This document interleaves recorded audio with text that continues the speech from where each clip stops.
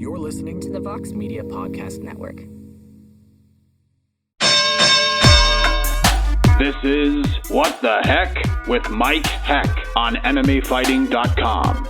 Now, here is your host, Mike Heck. What the heck? Well, hello there, everybody. Welcome to a brand new episode of What the Heck on MMAfighting.com. My name is Mike Heck. Thank you so much for having us on, whether in video form on YouTube or audio form, wherever it is you find your favorite podcast. As you can probably see, I am sweating profusely right now. It is like 115 degrees in Command Center 1.0. I'm very excited for Command Center 2.0, which will be coming your way, hopefully within the next 2 weeks. But we kind of have to deal with the heat and me sweating profusely. There is some work going on the house as well, so you might hear some drilling, some stuff going on the roof, but we just got to battle on through. And I wasn't sure how this episode would look as far as guests go with a long weekend, fight card coming up on Saturday, but man, we filled this thing up, and we filled this thing up quick. 5 guests will join us. 100% of them have upcoming fights over the next 2.5 weeks or so. 3 of those guests are fighting this Saturday night at UFC on ESPN 9, which will be headlined by Tyron Woodley returning to action to take on the surging Gilbert Durinho Burns. And yesterday, it was made official that the event and next weekend's event on June 6th, UFC 250, and I'm sure all domestic events for the foreseeable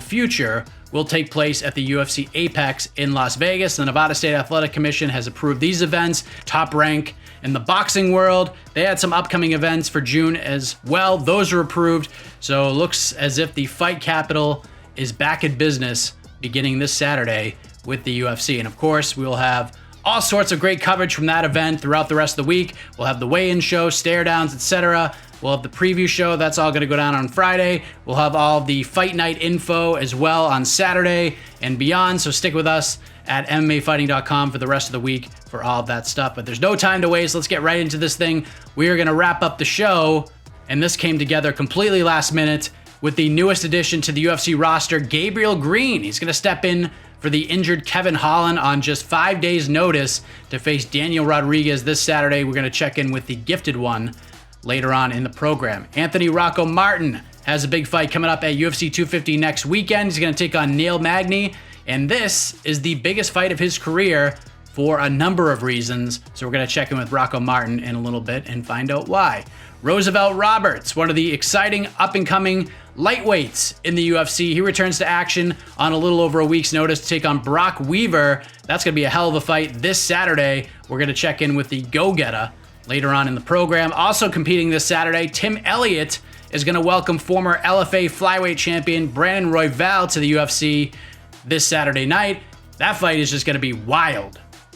Along with one of the stories that Tim Elliott shares with me in regards to his last fight with Askar Askarov at UFC 246. If you missed the snippet that I post on social media, man, it's just wild. And you're going to hear that conversation in around 25 minutes or so. But first, let us kick things off with someone who has created some headlines and some strong reactions over the last 5 days or so. Cynthia Calvillo, we found out, first reported by ESPN, is going to fight Jessica Eye on June 13th in the main event in Las Vegas. Now, that is a very interesting fight, but it was met with a lot of negativity, more so because of the position on the card. So I wanted to have Cynthia come on and talk all about it from her perspective. I know she's got to be excited for this fight, so let's get to that chat right now to kick off this episode of What the Heck.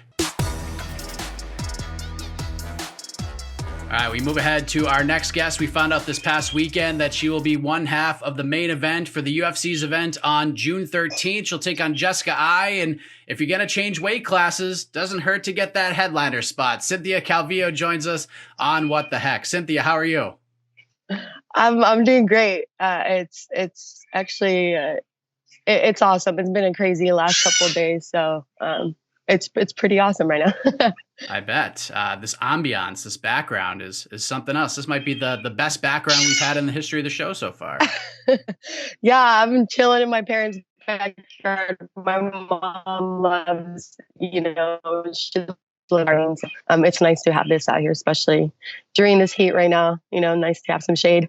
Absolutely. So big opportunity for you in a couple of weeks' time. We'll dive into that big news in a moment. But how has life been for you over the last few months in the middle of a global pandemic? It's been crazy.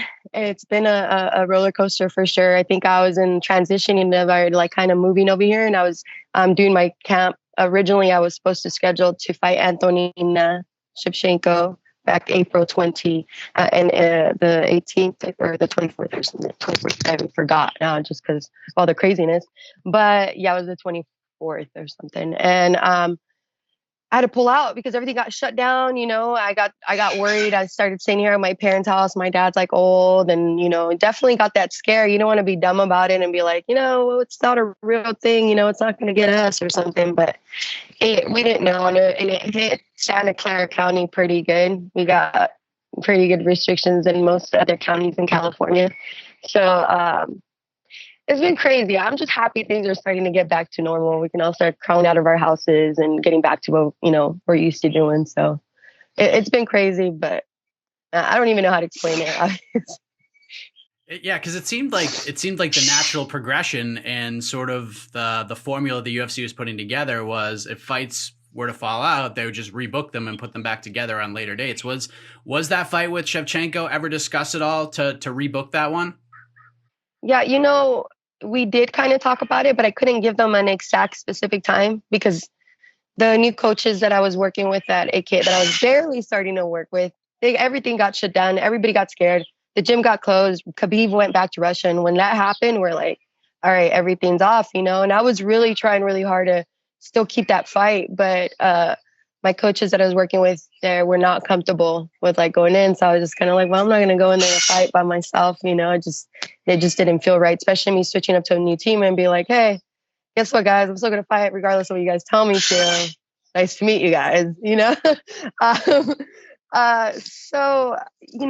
we try to keep it, but I didn't want to keep her waiting. I felt like if she wanted to continue fighting and have another fight, if she was available to have that and have the resources, especially because she lives with her coach and she trains with her sister, it's like, I didn't have that. And I definitely didn't have access to a gym at the time to, continue fighting for that fight. So, she went ahead and got rescheduled against Caitlin.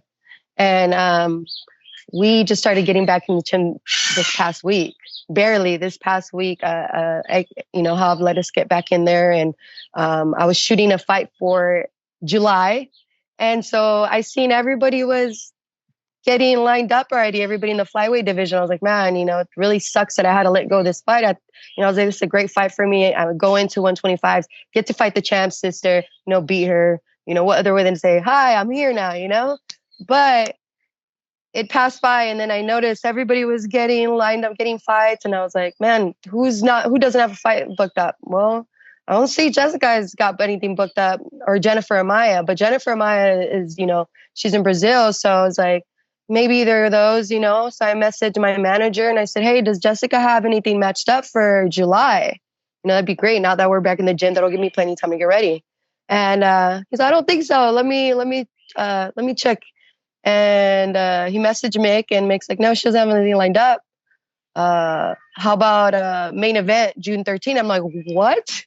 I was like, wait, what? I was like, main event? I was like, dude, it was just an opportunity I cannot pass up. First, she's a number one contender in the flyweight division. And, how could I not say no? And, how could I say no to this opportunity? Yeah, 3 weeks might not be enough. Maybe most people might not want to take it because it's a 5-round fight, but this is just an opportunity. You just don't, how can you go wrong from, going into another division and, fighting the number one contender? If I win, I'm already up there. So it's going to be great. I think it was a no-brainer for me to go and take this. Absolutely. One of the big questions heading in regards to you was, were you going to find another place to train, another team to join? And heading into your last fight, we discussed you spending a lot of time in Thailand, and you got a ton out of that experience. And then we found out that, and you alluded to it, that you're with AKA now. How did that decision come to be for you? I think, I loved AKA. AKA was fun, but and it's great. I love the coaches and the people over there. But it was really difficult for me when I went through some problems over there, dealing medical problems, and it was a horrible experience for me not being able to leave Thailand to come back home during that time, and it just gave me just like this feeling of just like I gotta go home. I gotta go home and I gotta be with my family. I just need to go, and so. It was just that time. I was struggling a bit. I was trying to find, where am I going to train after Team Alpha? It was a huge gym, big name gym, and I was having a hard time. But then, coming home over here to go visit my family, there's AK there. I always knew AK was there, but it was always big boys, not a lot of smaller people for me to work with. And, I like to train wherever I'm at, wherever I go visit. And, I'm here visiting my family. AK is there. I'm going to go train and go check it out. There's actually a lot more people, way more training partners, a lot of people my size. So I was like, man, now I get to be with my family. I've been away for many years and there's this gym and it just felt right. So it felt right for me to come home and move here, come back home. And especially during this time, it's been so crazy and everything just kind of pointed all back to coming back home. So do you think that you'll end up staying there after this fight, or are you just going to kind of wait and see how things play out and go from there? Yeah, I mean, I'm hoping I can stay here for a while, but you never know. I was barely getting started with them. I think I was about three weeks in before they shut down.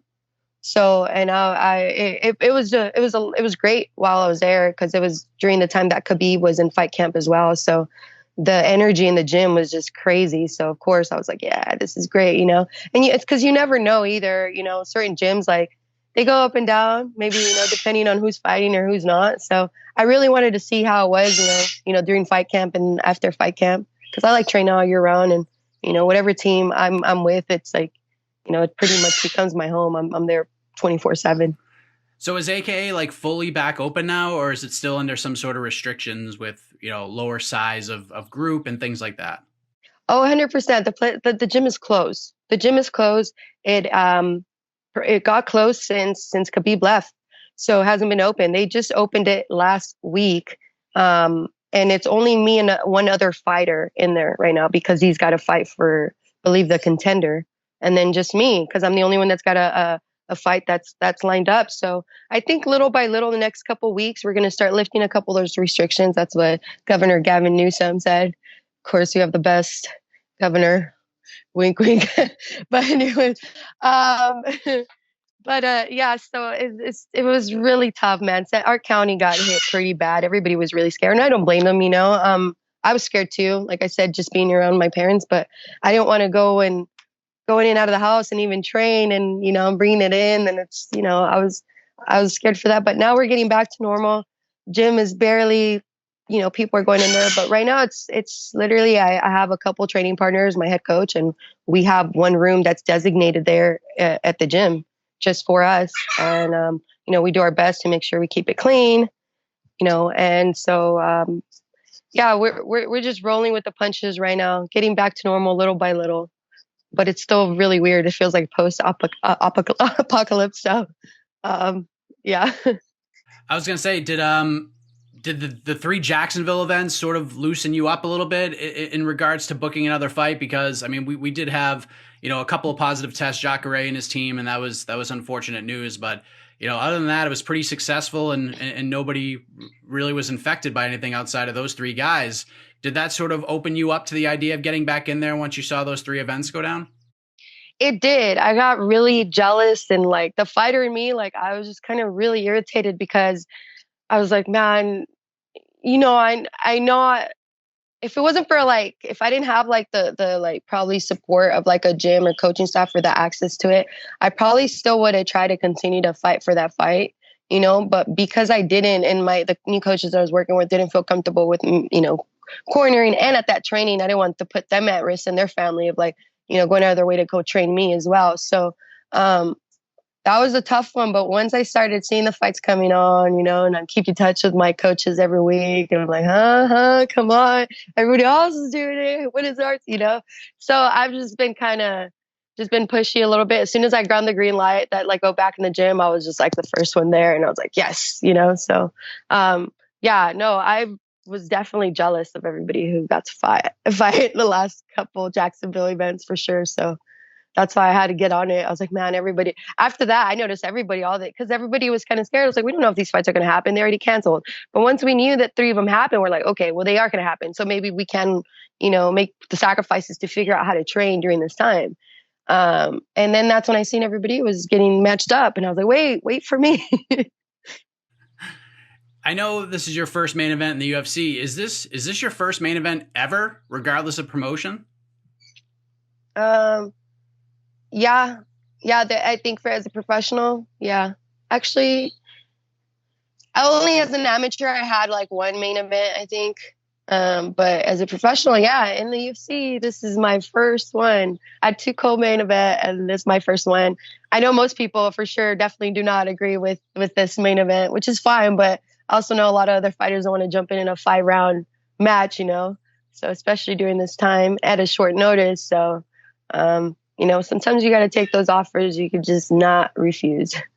Yeah, you alluded to it, the sort of elephant in the room here, and I'm sure you knew this question was coming, sort of following up on what you just said. The matchup, I think, overall was praised for what it was. However, like you said, there didn't seem like there was a lot of people who were overly enthused that this would be a main event for a UFC fight card. And I know you try to block up the negativity. That's what you have to do these days in a crazy social media world that we're in. But, how did you react to the response from people that this was the main event and really not looked at in a positive light, so to speak? I mean, honestly, to tell you the truth, I myself was very surprised, when this happened, like to give me the main event, especially considering that I had missed weight the last fight. My track record's been a little bit off these last couple times. I haven't been putting on the best performances, especially me going, getting a draw and missing weight, and then coming in. And I thought for sure when I was like, I knew that it was strange situations run out during COVID. And so, but I still kind of felt kind of weird. I was like, man, I had to pull out of this. I couldn't, I had to pull out the other fight because of this that's going on. And I just didn't seem like I was going to be in the right place. I was happy to get something, and when it happened, I was just like, man, I'm going to take it. And I know a lot of people don't agree with it, but honestly, F y'all. to tell you the truth, I mean, I really don't care, man. It's strange times right now. I mean, I don't necessarily, I'm not even sure if I probably would have got this opportunity had it not been because of COVID, just because I know some people were worried about taking certain fights. There's a lot of matches that like got mixed up. A lot of things got switched up. They're just trying to make fights happen right now. And I think that's great. I'm extremely appreciative. But I really don't give a damn what any people say. They'd be dumb to think that what am I supposed to be like? No, guys, I do not agree with this main event right now. I don't know why you guys did this. No, we're not going to do it. No, of course we're going to take it as fighters and where we're at. Whoever be in my position would absolutely 100% take that fight. And if you guys want to sit on it, then go ahead. I guarantee you motherfuckers will do it, So it's like, it is what it is. You might not agree with it, but it's crazy times and I'm going to run with it and I'm going to go out there and I'm going to put the performance of my life, especially going up to 25s. These weight cuts are going to be easy money for me. I can take these short notice fights and I'm excited to be able to do that again, and I'm taking Dana up on that offer about having at least 4 fights this year. So I'm going to get that done, main event, no main event. Yeah, I mean, that was kind of my reaction to it. I mean, you could say what you want about the fight and the placement of it, but what are you supposed to say? You know what? There's a couple of other fighters who deserve that spot over me. So why don't they do that and we'll fight in the co-main event? Like, that's just crazy talk. Does that add any extra motivation to this fight? Some extra bulletin board material at all, or do it's just you're past all the negativity at this point? Dude, it's been so crazy, man. I've had to deal with so many people talking shit, whether it was my last fight missing weight, whether it was before when I got suspended, luckily because of going through these up and downs, I mean, my first year as a rookie was like the best. Everybody was like, at first they're like, who the fuck is this chick? Next thing you know, everybody's on the fucking train. I lose, I get suspended, and now I'm back on the other side. So it's like, it's a lot of up and down. I'm kind of used to it. I already know how people are in social media. It's a bunch of people that say shit online that would never. I don't think I've ever had anybody talk shit, any fans or any of these people that talk to me online have had anyone talk to me like that in person ever. You know what I mean? It's just like, you're just going to get a bunch of these assholes out there, and that's fine. You know, you can go over there, you can tune in or try to see me get beat up or win, whatever. It doesn't matter. You know, I'm just happy to be here and doing my job and doing what I get to love. I get to do what I love every freaking day. So, I mean, you're going to get criticized anyway, right? So might as well do it doing what you love. Absolutely. And Jessica is one of those people who experiences that a lot too. She suffered one of the most vicious knockouts you will ever see in this sport against Valentina Shevchenko. And then the UFC matches her up with Viviane Araujo. There you go. Araujo in December. And a lot of people thought when that fight was put together that she was about to be just a name added to Viviane's resume. But big props to Jessica. She showed a ton of heart to bounce back and pick up a win after such a devastating loss. I'm sure she cost a lot of people some money at the betting window too. But is Jessica someone that you've been at least paying attention to despite being in a different weight class through your UFC run? Oh, absolutely. I mean, she was somebody that was in before I turned pro. I even fought as an amateur, I should say. I remember following her while she was an amateur, and she was undefeated as an amateur or something like that. But I know she had a good record, and so I always had my eyes on her. I always kind of like looked up to her and stuff like that. But then once we got into the UFC, I knew that at one point, or another, we could cross paths because she was at 25 and she went into 35s because there was no 25 division in the UFC. Same thing with me when I got into UFC. The only reason I do 25s is because there was no 25, so I went to 15. I was too small to 135s, but I was too big for 115. So now it's kind of like everybody's meeting up at the weight class where they're supposed to. Man, it's great. I love it. I mean, I definitely have followed her throughout her career. I think she's a tough veteran. It does not surprise me that she pulled off the win in the last fight either. She's a veteran. I mean, some people forget, the people that she's fought and stuff like that. Yeah, she had a devastating, KO, but who doesn't have sometimes you go through things like that, and it's all about, how you get up from that. And obviously she shows a lot of mental toughness. She just kind of brushed that underneath and kept going, So, we know she's a game player. She's a vet of the game, and I'm very excited to compete against her. By the way, is there a bird in your backyard? Oh yeah, we got all kinds of birds. We got a parrot. So in the community that I lived here in East Side San Jose, where my parents, it's probably the hood of San Jose, but it's mostly Mexican American community around here, and they all got all kinds of animals. So I think my other neighbors got like chickens and a goat, and I'm telling you, they're small houses with a backyard. It's not like we got a lot of like huge properties or anything. So yeah, we got all kinds of exotic animals over here. Yes, a very excited one that we can hear throughout. But how are you feeling these days now that you don't have to worry about cutting to 150 anymore? Is it a bit more comforting knowing that you don't have to cut those extra 10 pounds? Oh, absolutely. Like I feel great during training. Usually every time when when cutting at 115s, I'm cutting down drastically. I'm like during the last 3 weeks, and I'm walking a lot lighter, and I just feel it in training. It kind of messes with my confidence because like these people that I had normal training times that normally I can give them a good run for their money, or I can beat them or whatever it is, as far as weight, it's a good fight. But then when I start lowering weight and I feel a little weaker, I feel like these guys are just like pushing me around, throwing me around. I'm like, and confident, like, in my mind, I'm just like, oh, I'm weaker. I'm, this and that. So now that I get to eat really good and, not worry about a weight cut, I'm usually just walking about 10 over, when I was fighting at strawweight, I would maybe walk around. The lowest that I could was low 30s. So it's not much of a difference, So I'm excited not to have the weight cut, and I think it's going to help my performance a lot, especially, my endurance, my, being able to go deeper into later rounds, because of it. So I'm excited. I feel great and full of energy. Are you concerned about Jessica making the weight? Like she did win her last fight, but she missed weight by 5 pounds. Do you think that might be an issue, or do you not care because that's extra money in your bank account?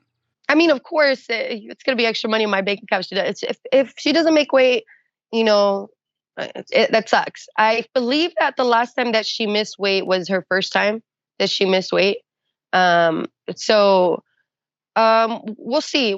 I know this is a different circumstances too, because she's been in quarantine. I don't think she was getting ready for a fight. I know she was been like still working out. I mean, she still has her whole team training in a garage, so she's still been having her practices, I think, since the PI closed or the gyms closed. So she's had that, but I also feel like she hasn't been trying to like keep her weight down for a fight that's going to happen, you know. So who knows? I'm worried a little bit, but I know she's probably going to have a tough weight cut. But it doesn't bother me, you know. I've fought other people before when they miss weight. You know, Joanne Calderwood, I fought her. She had missed weight.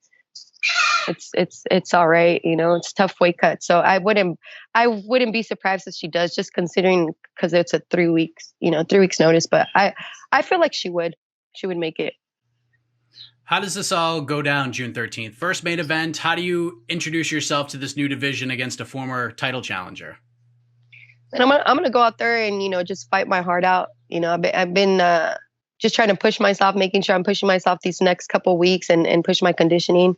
You know, there's no secret. You know, I love my big game is I got to take you down and I got to, you know, swarm on you, top game, whether it's going to be ground and pound or submission.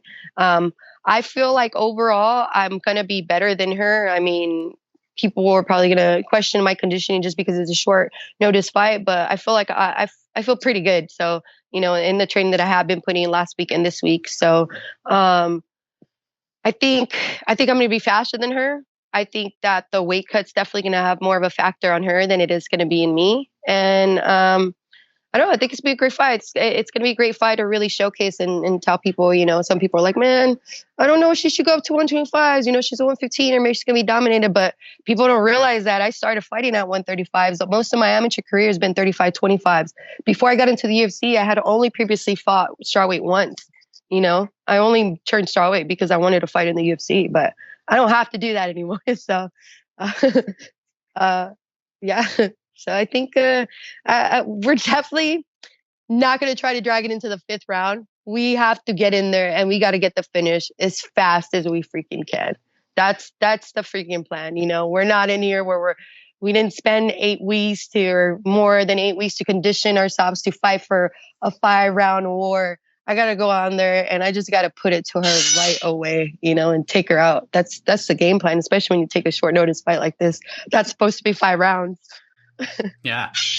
Obviously we're not looking past Jessica here, but you touched on this earlier, but if you go out there and you have a great performance, you said it yourself, you're right in the title hunt at 125, yep. A division that's gotten very interesting. There's a lot of big fights that are booked for upcoming cards. Do you allow yourself to visualize being in that spot potentially, or do you try not to look past what's going to happen on June 13th? Yeah, absolutely. All the time. You know, from the time that I started training before I even got into the UFC, that this is what I do. This is my job. It's 24/7. I wake up and I think about those things all the time. I think about them before I go to bed, you know, and when I wake up. My ultimate goal is to be one of the best in the world, and I want to be a world champion. My thing is not, oh, hey, you know, I'm into the UFC. I'm a so fighter, and you know, whatever. Yeah, I don't look past my opponents. The fight in front of me is the most important, but the ultimate goal in the back of my head for what is always to be, I want to be one of the best in the world, and that is to be a champion.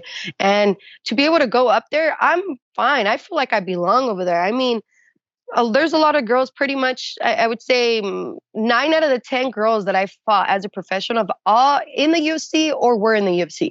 You know, I've always fought top level girls since I got into it, since I turned pro. And, you know, I already beat Jillian Robertson. I beat Montana De La Rosa. Those are flyweights, you know, that are into the UFC already. And they have been a lot of them have been like successful. You know, I beat Joanne Calderwood. She's up next for the title. You know, I beat Poliana. She's going up to flyweight. Courtney Casey, she just made her debut at flyweight. Pretty much everybody that I fought already is pretty much a flyweight, for the most part, other than Carla Esparza. You know, it's, you know, I feel like I'm going to do great. I think a lot of people are going to be surprised, and you know, I'm ready. You know, like I said, I might not have a lot of people on board right now or agree with the opportunity that I'm given right now, but that's fine. I'm sure I'm going to change their mind, you know, once they see me make my debut in the 125 division.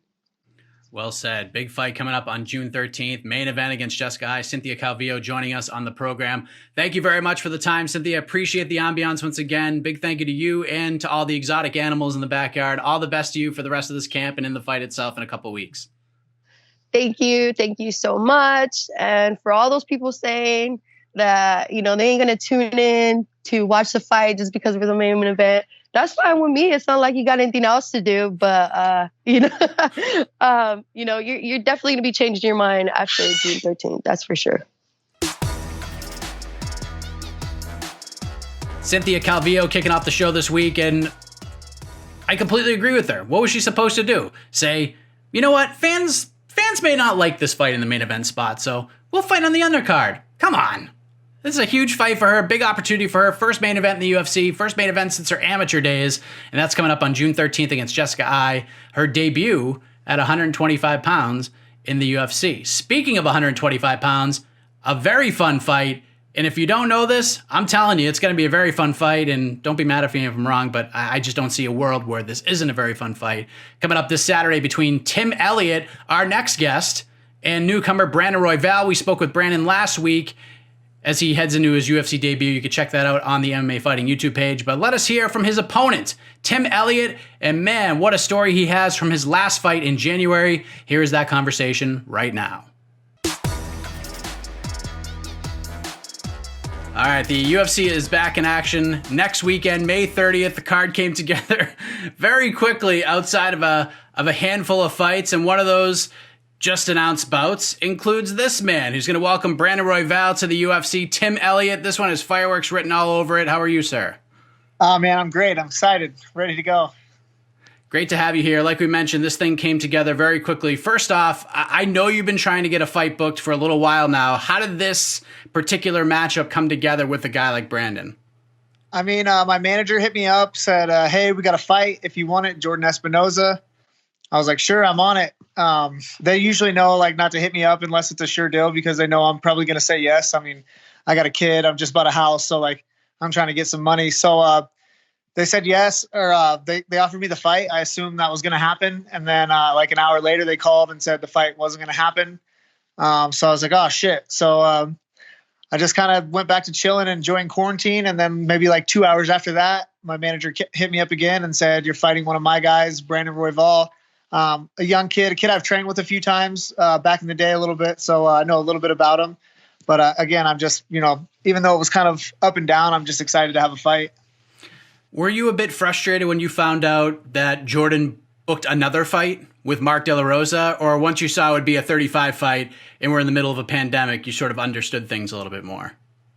I mean, I'm a little frustrated because, we're both on 2-fight losing streaks, De La Rosa and myself.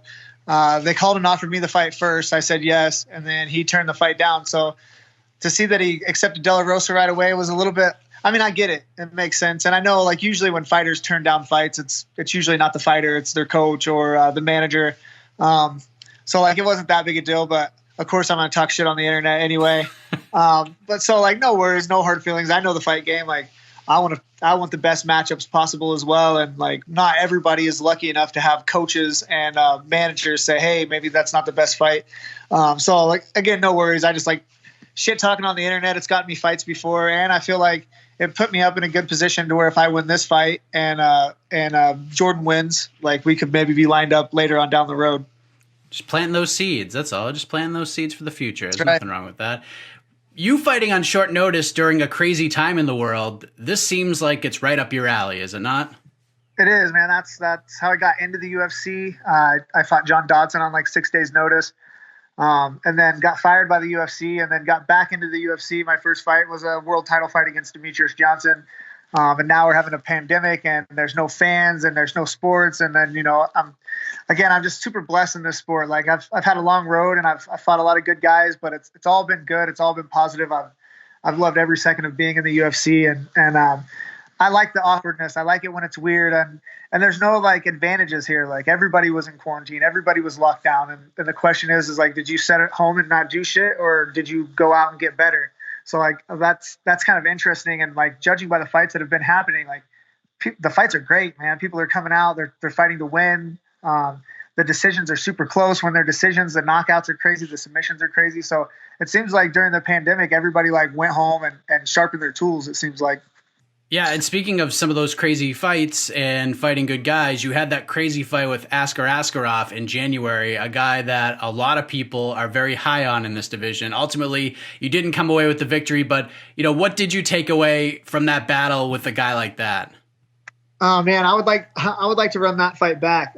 He clipped me in the first round and I was out of it. Like after the first round, I had people like, "Oh, why would you have your hands down?" And I was like, "Man, I don't remember anything." When my coaches came into that fight, after the fight was over, they told me to put my hands up. And I was just like, why would I do that? I just got knocked out in the first round. I had no recollection of rounds 2 or 3. I had no recollection of ever talking to my coaches in the corner. And I was almost upset. And I was so knocked out that I didn't even realize that I was tired. I was upset because I was like, man, I didn't get a chance to go out and get tired. And my coaches are like, what the fuck are you talking about? So I feel like I kind of got gypped in that fight a little bit, although going back and watching it, I'm glad I got to at least go out on my shield. But no, I took a lot out of that fight. I was worried about his guard. So we worked staying on the feet. And then after I took him down and watched the fight, I was like, we should have just took him down right away. That should have been the game plan, was just put him on his back. But you live and you learn. And I have a particular fighting style that I like to stick to. And it's not really even a style. It's I like to mix it up and I like to have fun. And sometimes you get caught in those positions and situations, and you live by the sword, you die by the sword. Wait a minute. So you thought that you got knocked out in the first round in that fight? When did you know that it went the distance? Was it when you went back and actually watched it, or did your coaches sort of convince you that you went a full 15 minutes and you don't remember 2/3 of the fight?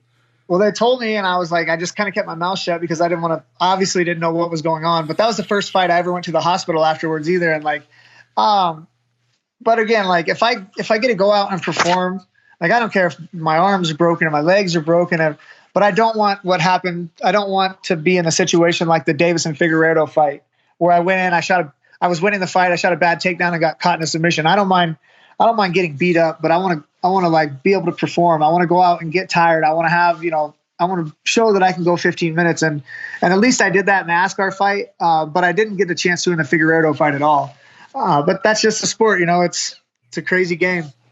So when you went back and watched it, did anything seem familiar at all? Or was it like you were watching a fight for the very first time? It was pretty cool because it was like an out of body experience when I was watching it. It was like I was watching myself, but it wasn't me.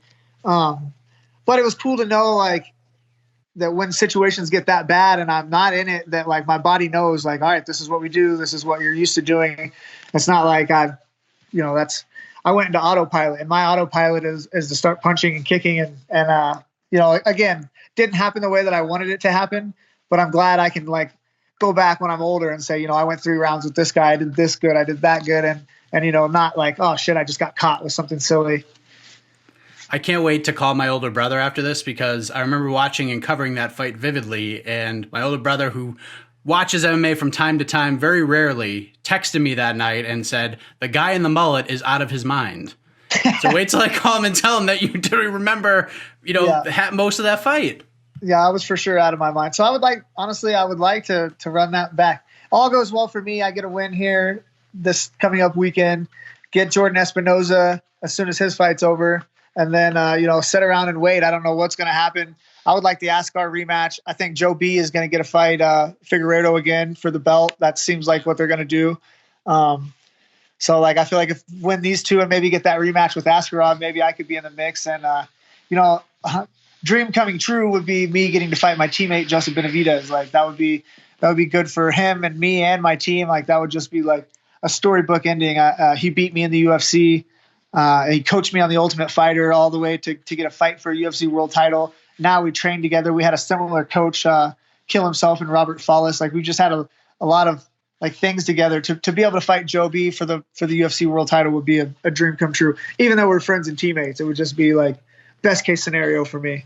Have you guys talked about that before? Had a back and forth being someday, man, you and I, we're going to get in there and fight for the belt? No, but I think he knows where I stand. I think he knows me wanting to fight him isn't anything except for that just means we're both at the very best and right where we should be. Because the only time we would ever fight each other again would be for that, either a number one contender spot or for the world title. Otherwise, there's just too many other guys. But yeah, I think he knows that would be, for me especially, not so much for him, but for me, that would be a dream come true to get fight my teammate and one of my mentors and a person who actually coached me and helped me get to be able to fight for a UFC world title to begin with. What a story that would be. Now you get Brandon Royval, who makes his UFC debut, and a lot of people have been saying for a long time now that this guy had deserved a call up to the UFC. Even fighters in the top 10 of your division wanted it because they just want to fight the guy because he brings so much energy and awkwardness and excitement to fights. And, for you, like you said, you have familiarity with Brandon, but this one has potential to win all the bonuses, does it not? For sure. 100%. And that's really what I'm after. Like, I'm not chasing wins anymore in the sport. I'm chasing the checks. And the way the checks go is you have to leave some of your preconceived notions at the door. You can't just go in with techniques and shit. You got to pull out that Justin Gaethje card, and just put it all on the line. And that's how you get paid. And this kid, he does that every single time. So for me, it's going to be important to like make sure and get out of the first round. Don't get caught in nothing crazy in the first round. Let my experience kind of take over and settle in. I think if I do that, it should be a pretty good night for me. I spoke to Brandon yesterday, and he told me that a very mutual friend of yours / coach of yours, James Krause, he will be staying out of this one because he knows both of you guys. He doesn't want to be in the middle of it. You're a vet. You've been around the block a few times. Is it going to be weird not having him be a part of this at all? Yes and no.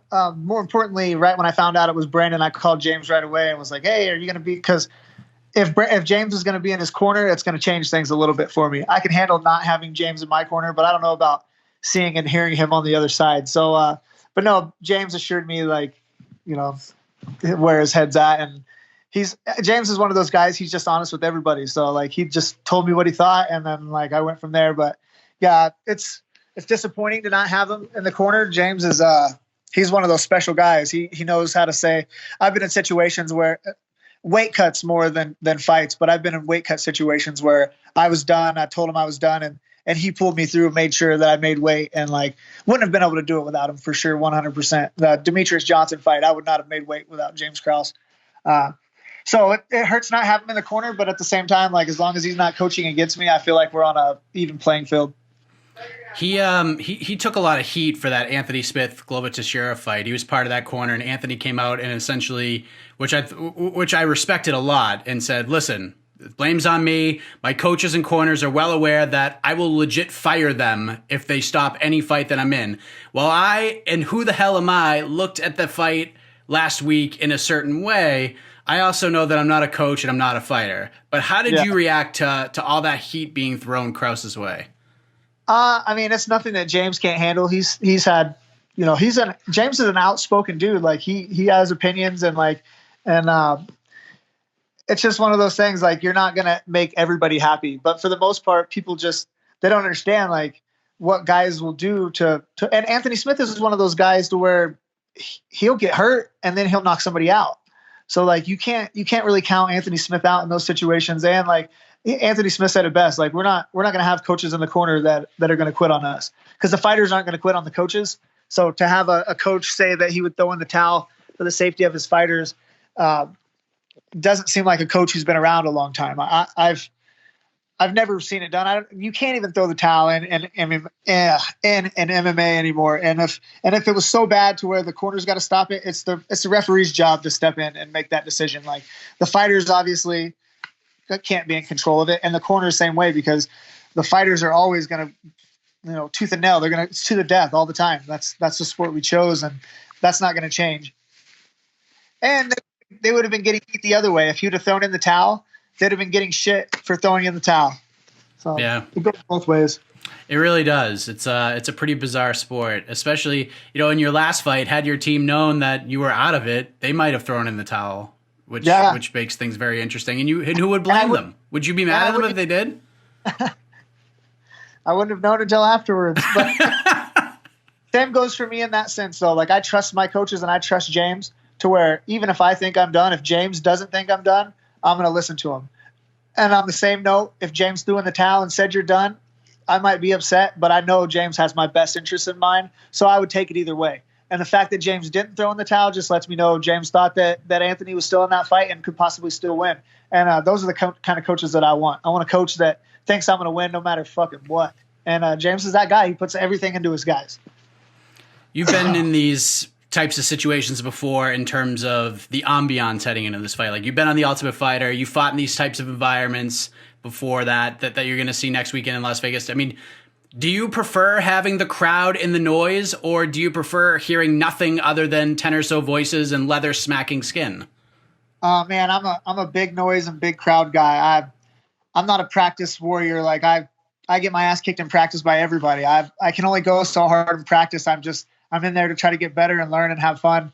So I hate the practice sparring scenario. I like it when people are looking and watching and it's loud, because I feel like that's the only time I ever want people's eyes are on me, is when I'm fighting, is because it's the only thing I'm really good at. And I put all this time and effort into it. I want to hear it and I want to feel it, whether it's boos or cheers or whatever. I want to hear it and I want to feel it. And so for me, it's a disadvantage to fight in that silence. But at the same time, I've had fights, Ultimate Fighter fights, where it's been like that. So I don't know. I thought maybe at some point they would do like an audio where they would just have a button they push and the crowd would be like, oh! Put it right in the sound system when something big happens. I mean, heading into this fight, it's hard to like get in the mind of specific fighters, but looking at it on paper, some would feel like you're going to have some pressure on you here, because, I mean, do you thrive off of that? Because on paper, people say this is potentially a do or die fight for you coming in on back-to-back losses. Do you put that kind of pressure on yourself, or do you block that all out? I mean, it's hard. You try to block it out, but I mean, it's one of those things. It's always do or die. Just because you're on a 2-fight losing streak and you lose again doesn't mean they're going to cut you. If you have 2 losses in a row and you have an awesome fight and you still lose, they might not cut you. Or on the other hand, if you're Gerald Harris and you have a couple wins in a row and they don't like you and they think you're boring, they could cut you anyway. So wins and losses doesn't necessarily keep your job. It's how you act. You know, I'm lucky enough to be in a good standing with all the people that work in the UFC, like all the people at the PI, the janitors, everybody. Like I live in Vegas. I talk to those people, the people that work in the lunchroom. So I have close relationships. And I try not to put the loss pressure on myself, like, oh, this is it, because I've been there before. I've been cut by the UFC. But you know, like I said, it's always do or die for us. We never know when we're going to get fired. We could be fired for no reason. Like we're private contractors. So every fight is like that. The pressure is the same on this fight as any fight. The same as it was when I fought Johnson. They're always the same. It's always do or die. You're always worried about it. In the back of your mind.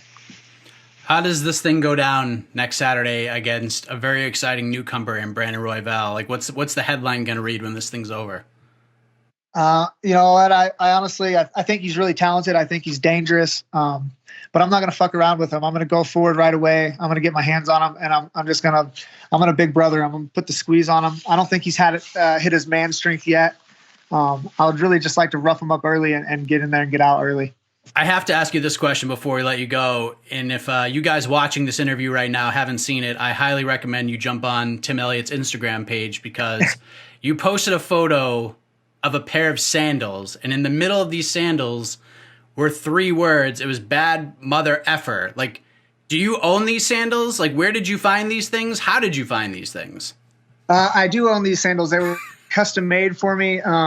If you go on Instagram, it's @toehold. They're dope flip-flops. They make custom flip-flops for, Ben Askren has like his pair like famous because that's all he ever wears. But no, they're super high quality. They got a lifetime warranty. You can always go and get them retreaded. But @toehold on Instagram, man, they're dope flip-flops. Yeah, they look super comfortable. And plus, I mean, how can you ignore bad mother effer? It's just impossible. They are comfortable, but it's like a nice leather shoe. You got to break it in. Once it's broken, it's amazing. But there's a break-in process. But once they're in, it's nice. Just a crazy story from one of the most exciting fighters in the flyweight division in regards to Askar Askarov in UFC 246. He's going to fight Brandon Royval this Saturday. Big thank you to Tim Elliott for joining the show. That is going to be a fun fight, no doubt about it. As we move ahead to our next guest, he'll be part of another fun fight coming up this Saturday. Let's check in with Roosevelt Roberts ahead of his 155-pound showdown with Brok Weaver this Saturday in Las Vegas. All right, we move ahead to one of the 155-pounders in the UFC that a lot of people have their eyes on these days. He's going to be taking on Brok Weaver on Saturday in Las Vegas. The go-getter is here, Roosevelt Roberts. How are you, sir? Hey, how you doing, sir? Thank you for having me. Absolutely. We're just days away from this fight, a fight that came together very, very quickly. How excited are you to get back in the octagon in just a few days, man? Man, I'm excited. I'm ready to get to it. It's been a little ride with this COVID-19, but I'm ready to go, ready to rock and roll. How have you been sort of handling things? Because I know you're supposed to fight Matt Frivola last month at that Lincoln event, and then all of this stuff happened. The event got postponed, but how have you been handling things with training and getting ready and trying to stay in shape and not sitting on the couch and binging on Netflix and eating a bunch of crappy food this whole time? Well, at first it was a bummer losing that fight. But no, I haven't stopped training. I've been on the grind. I think the only thing is we minimized my training partners. Like it's not we didn't use a lot of people. We only had like 2 or 3 people we was using. But other than that, no, I mean everything we've been on the go, waiting for that call, waiting for everything to get up and running again. So nothing really slowed you down at all. You just minimized things but stayed in the gym and nothing really changed for you. Yeah, I mean the first when we first found out it got canceled, that first week was I took a week off, but then I was right back on it. Like, I knew I was gonna get a name, and then I knew I was gonna get a fight, so I was like, I might as well just stay in shape and keep getting ready. Yeah, it's interesting because you got a new fight, he got a new fight. Was there any talks of just rescheduling that fight, or were there other names thrown your way before you got the Brok Weaver fight? How did that all work? Nah, man, we were supposed to. Well, I heard we were supposed to fight again, but he wanted to push it back a few weeks into June. I think it's like June 20th or June 27th. And I'm not finna be waiting on you. Like, I've been training. This is how I feed my family, I don't have no job besides this. I know he got his little thing outside of fighting, but I don't.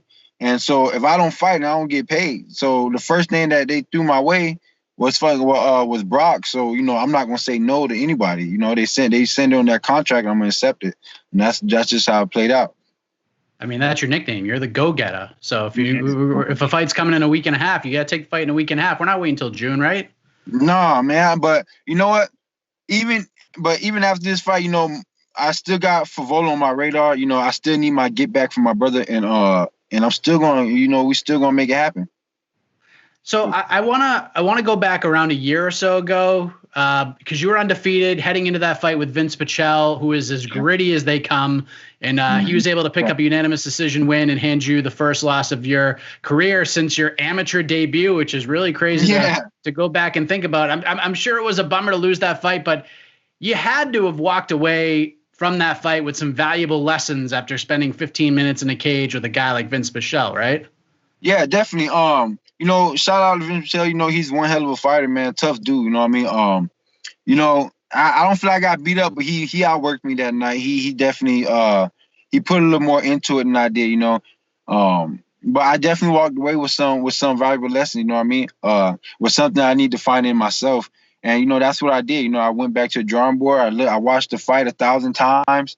I criticized myself 1,000 times, and I got my ass right back in the gym and got right back to it. So now we picked up all the pieces and, we're ready to go. How did you handle that loss? I mean, like we said, that was your first loss since your AMI debut. It's been a long time since you suffered a loss. What was that like for you? I mean, you bounced back and got back to work, but, from a mental perspective, what was that like for you? Like, that day or a couple days after that? I mean, it was hard, man. It was hard at first.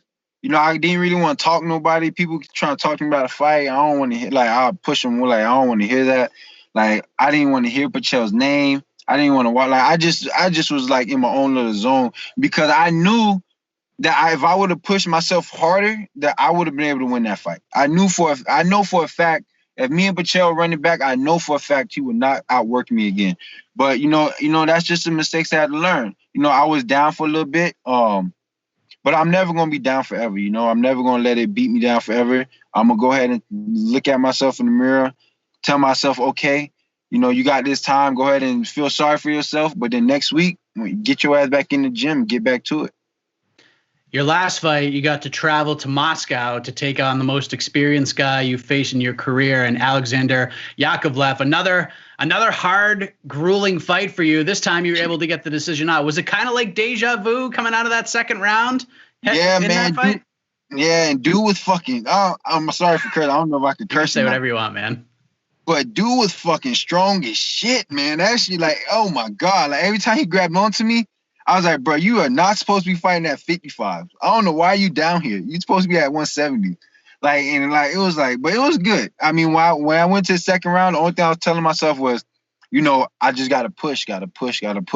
Don't stop. Like, because I think what I did when Pachel fight, I'll get in certain situations, like on the ground or some shit, and I wouldn't try to really use all my energy to work out of it, you know? I try to like slowly get out.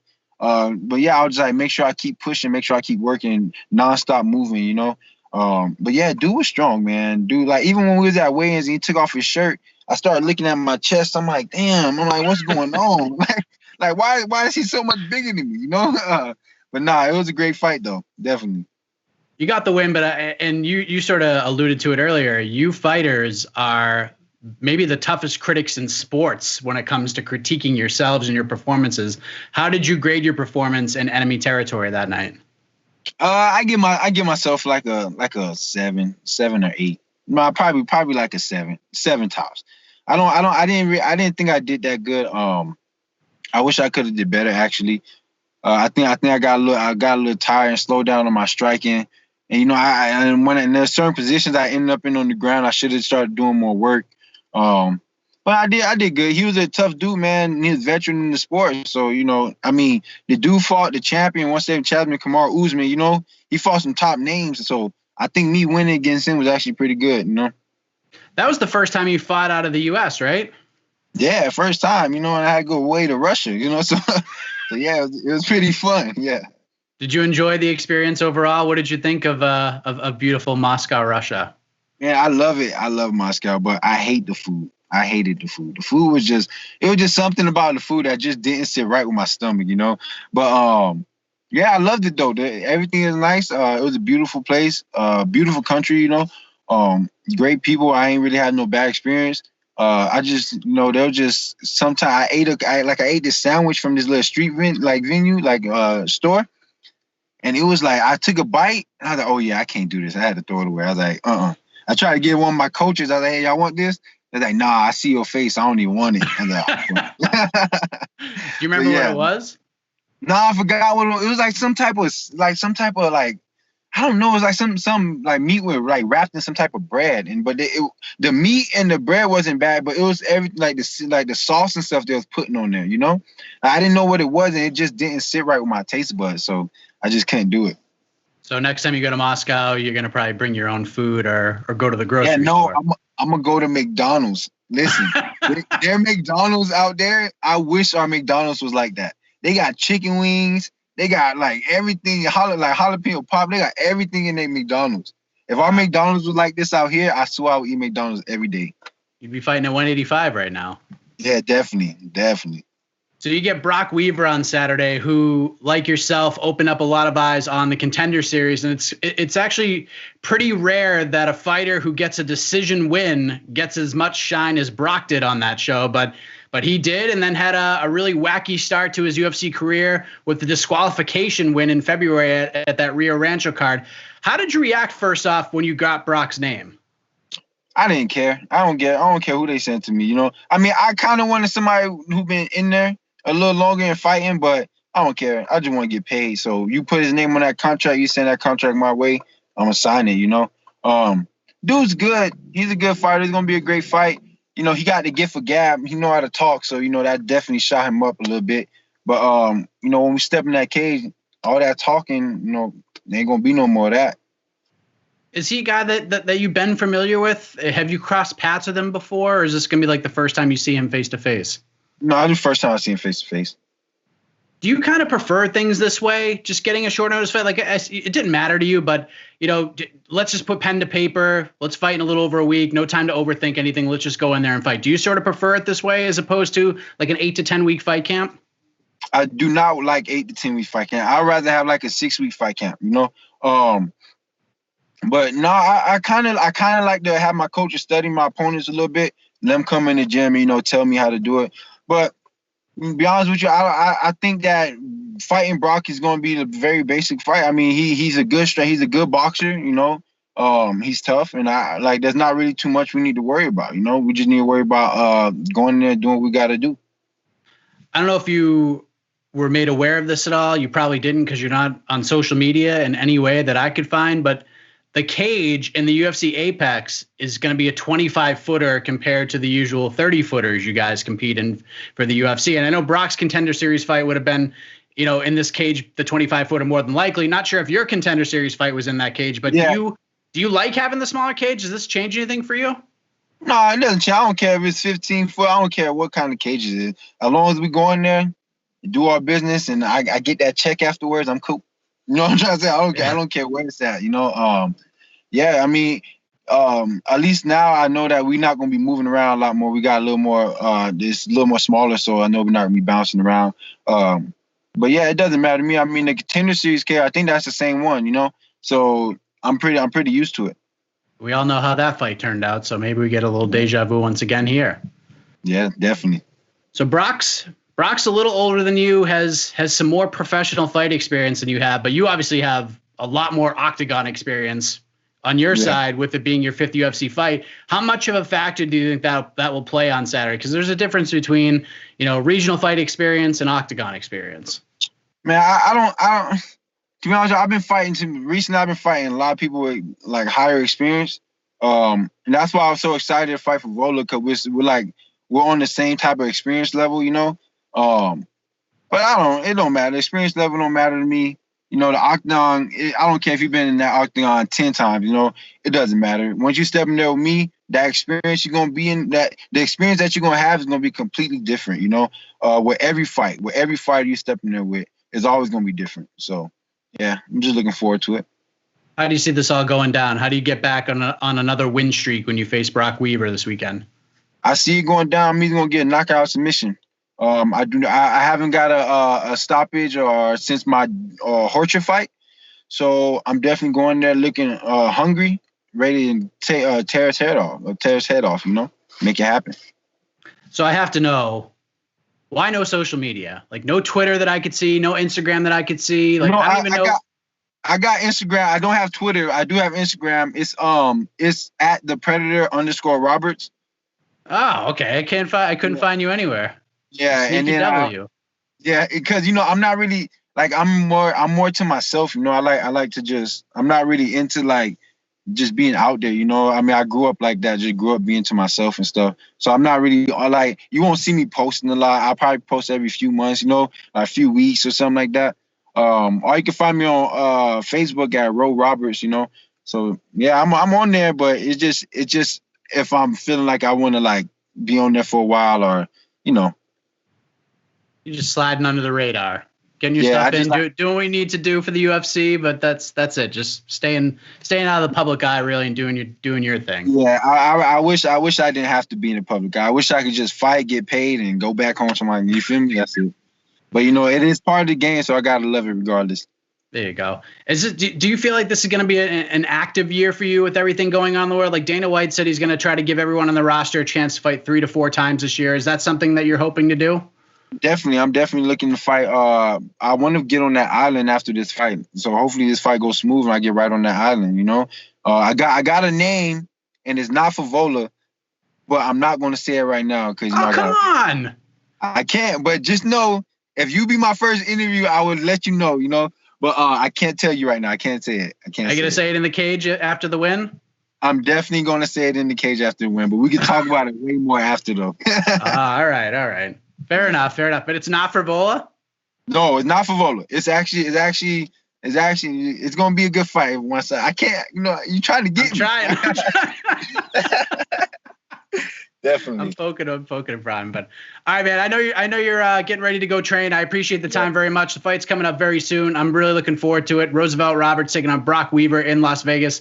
UFC on ESPN 9, I believe we are calling this event. And what a fight this is going to be at 155 pounds. Roosevelt, I appreciate the time. We're gonna have to find you on social media now that you've let the world know about it. And all the best to you this week and on Saturday night, man. Thank you, sir. I appreciate it. Great stuff right there from the Go-Getter or the Predator.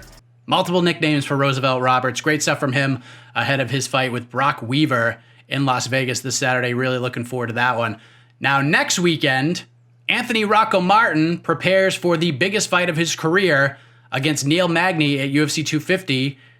And you may be thinking to yourself, he fought Damian Maia. That was a much bigger fight. Not to Rocco Martin for a variety of reasons, as he explains in this conversation right now on What the Heck.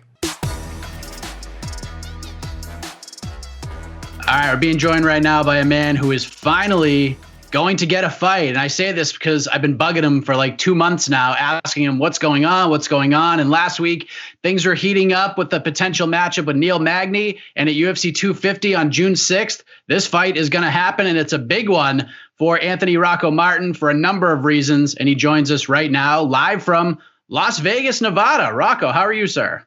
I'm doing good, buddy. How about yourself? I'm doing great. It's good to have you here. Let's just get one thing out of the way right off the bat. I hear that you are in agreement with Tyson Chartier, your coach, about his remarks that I look like Rob Corddry. Is that accurate? I agree. I do agree. It was also, I was telling him it's your, the subtle like expressions that you guys like move a little bit, the way you guys, it's something the way you guys move a little bit as well as whereas I feel like is the most noticeable. Yeah, none of us can really like sit still, so I kind of see where you're coming from. Everything has to move a little bit, so but I'll give you that one. This is not now. It's two people who think that, but I know you're excited for this fight. But I guess the excitement aside, how relieved are you that a fight has finally been booked with Neil Magny or anybody at this point? And it was tough. It's a wild ride. You know, thinking that because I was scheduled to fight on the 25th. And I thought I was going to slide in on the 18th. And then obviously, I was thinking the 9th, 13th, or 16th. And they're like, all right, you're fighting the 25th. Like, all right, or the 23rd. They're like, you're fighting April 23rd. Then April 23rd gets moved to April 30th. Now they're like, all right, you're definitely fighting. We want you to fight on the 30th. So I'm like, okay, I'm ready to fight. Just give me an opponent. And then they're running into trouble with Ramadan, with a couple guys turning down the fight. So I was like, this isn't good. And then my manager finally called me. He's like, listen, they offered the fight to Neil for the 30th. So I'll let you know. Then he texts me. He's like, and I text him. I'm like, what's going on? We're coming up on close to 2 weeks for this fight. He's like, June 6th, done deal. So then I called him because I'm confused. I'm thinking the 30th. So I call him. I'm like, what's going on now? I'm confused. Is this real or? And then I started getting contracts in the mail or in my email. Started getting contracts. UFC starts reaching out for flights. So I'm like, hey, this thing's done deal. So I was pretty jacked up. I'm happy, man. I think it's the exact fight I think I deserve, and that can really push me to the next level. I mean, you had told me and you sort of alluded to that there were some different things discussed for you. So it's not like things were not attempted by the UFC, but much like I was bugging you, asking you what the hell was going on, how much did you and your team annoy your good friend Sean Shelby trying to get on one of these cards? Oh, I think there was one point where I think my manager was like, I'm not going to reach out to Sean for a little bit here. He's like, I got to stop reaching out to him because he's, I think he's getting a little annoyed with me. So I was like, oh, okay. But then it was weird. Then all of a sudden, like 2 days later, he's like, I think we got you a fight. But then that fight fell through. And then, so it was good. It was good. He was definitely probably getting a little annoyed. But that's my job is to fight. My job is to get a fight and to go out there and perform. So I'll do whatever I have to. If I got to keep calling him and annoying him, at least he knows I want to fight. Because I even tried to jump in on the Hall fight. When Jacare got pulled out, I was like, listen, I'll come down there and fight if you want to switch the fight to Wednesday or Saturday, and I'll come down and do this. Because that's how I just needed to fight. I was just like, listen, I'm training. I'm ready to go. It's anyone, anywhere. So that's where I was at. Was there any movement on that suggestion? Sean said no right away. He's like, nah. He's like, no, I'm gonna get you a fight. All right, just relax. I'm gonna get you a fight. So how is that relationship with Sean Shelby these days? That relationship has been pretty rocky over the years. You've talked about it before, but one of the things you wanted to do was repair that damage that you had caused a couple of years back. How has that process been, going over the last 6 or 7 months or so between you and Sean? Yeah, I mean, I think it's a process. I think that it's a process that I got to keep pushing, and to keep just keep on that good side. It's sometimes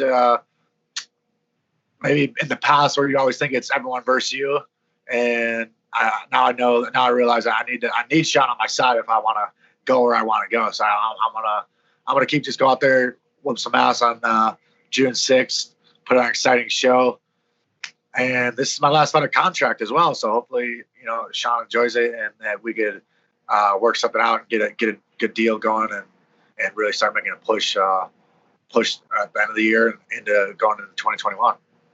This reminds me a lot of the Lorenz Larkin situation because he stepped in on the last fight of his deal on short notice in August of 2016. One fight left on his deal, took a short notice fight with Neil Magny at UFC 202 and went in there and delivered what many believed was the best performance of his entire career, finished Neil in the first round, and then went into free agency. Were you aware of that similarity that you have with Lorenz Larkin and how coincidental this all is?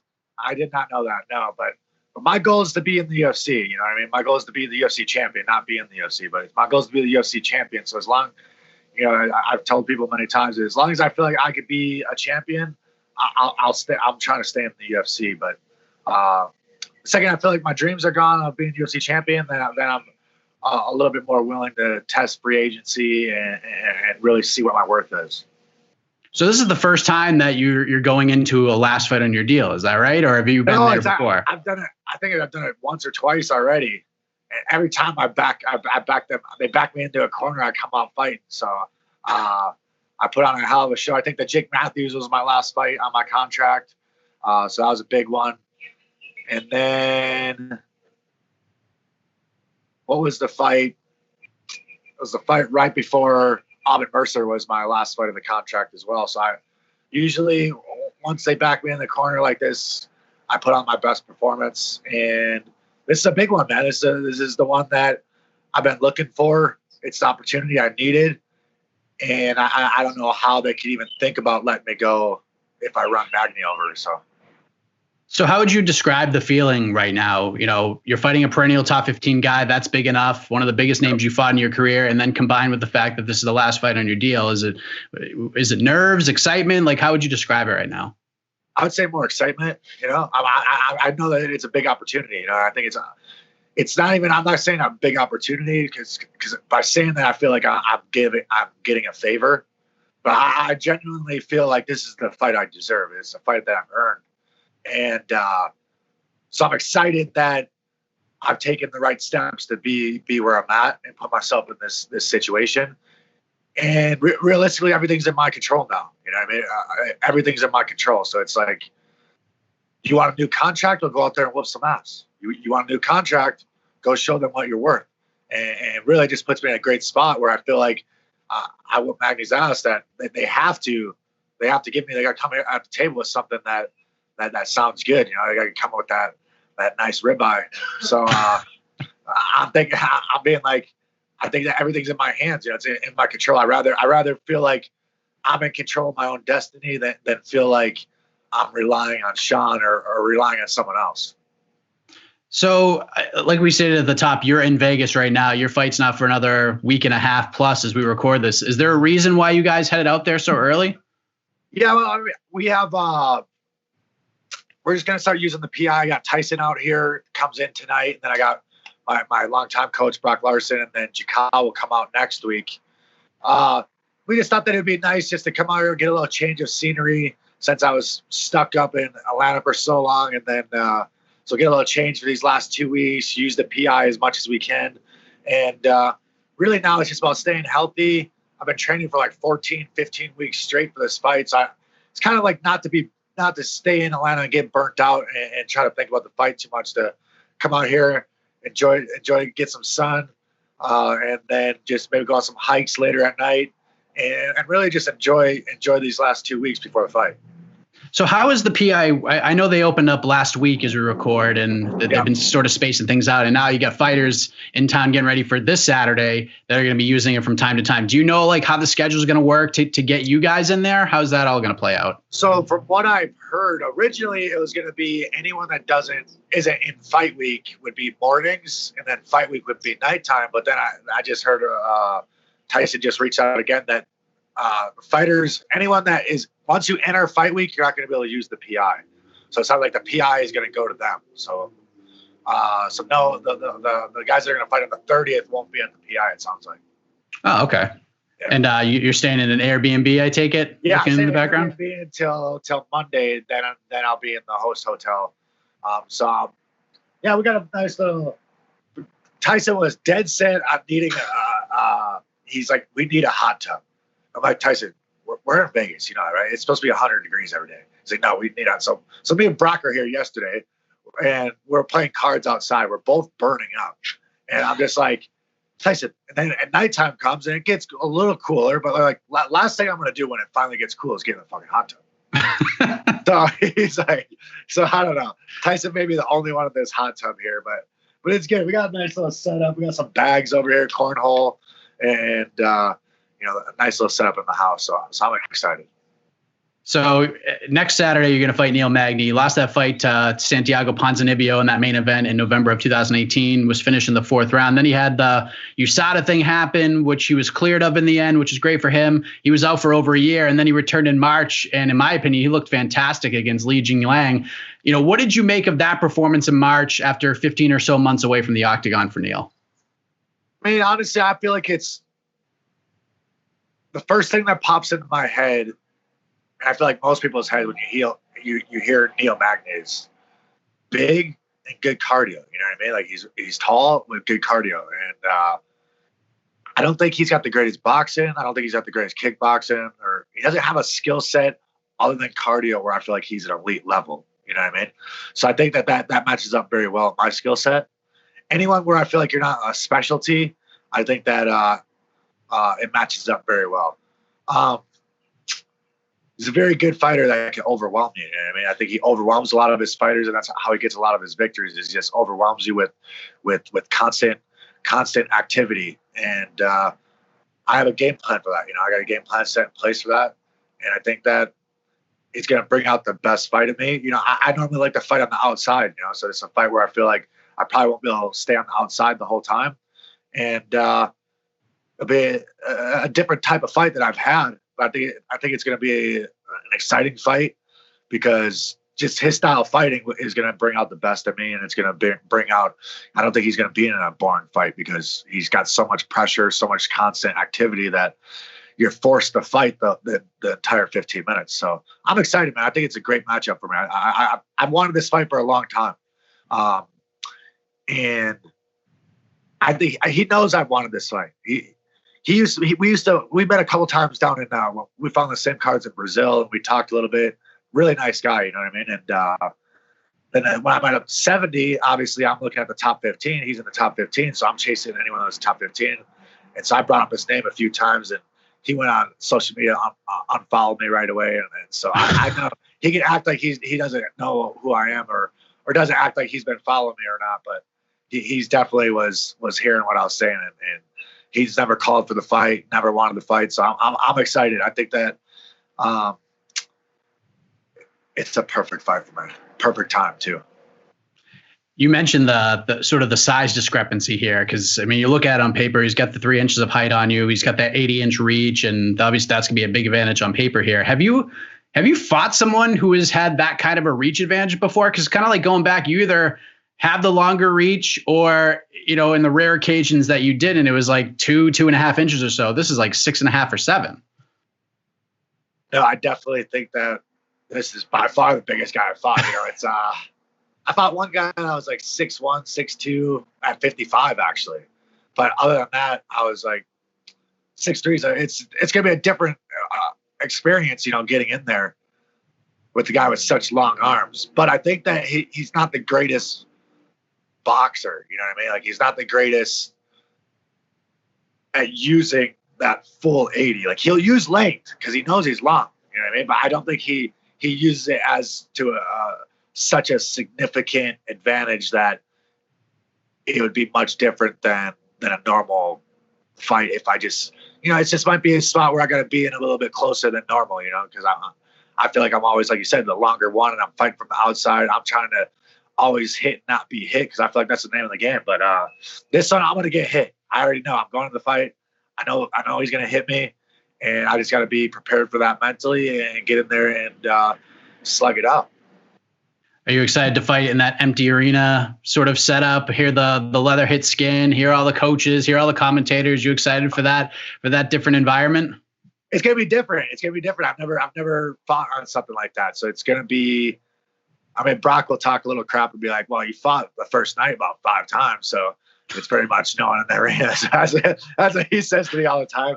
But no, I don't know if there'll be much difference with once you're actually in there. I think it'll be weird once you're going into the cage and no one's there. It's so kind of quiet and you can hear everyone talking, and then leading up until that bell rings. And then I think it's just going to be a fight. It's going to be a fight, or I've been telling people, just a high glorified training session.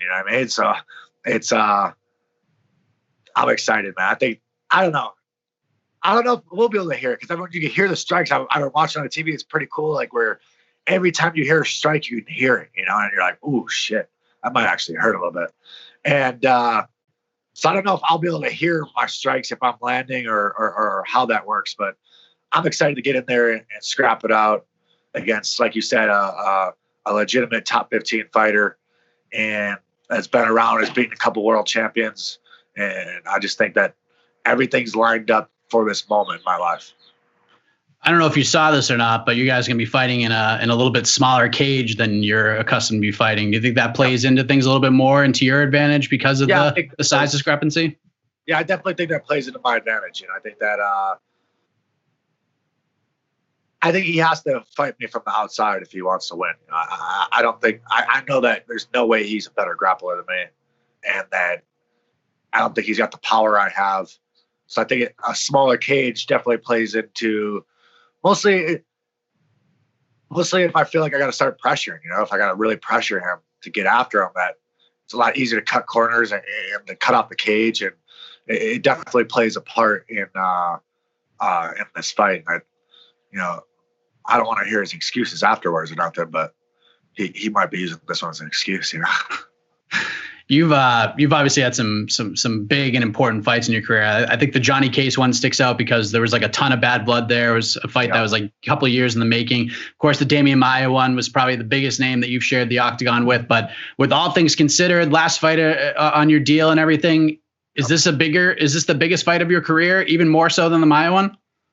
This is by far the biggest fight of my career. This is the most meaningful fight of my career up to this point. And obviously, if I would have beat Damian, it would have been, everything would have been a little different story right now. But at this moment in my life, this is by far my biggest fight, my biggest opportunity, and I'm excited, man.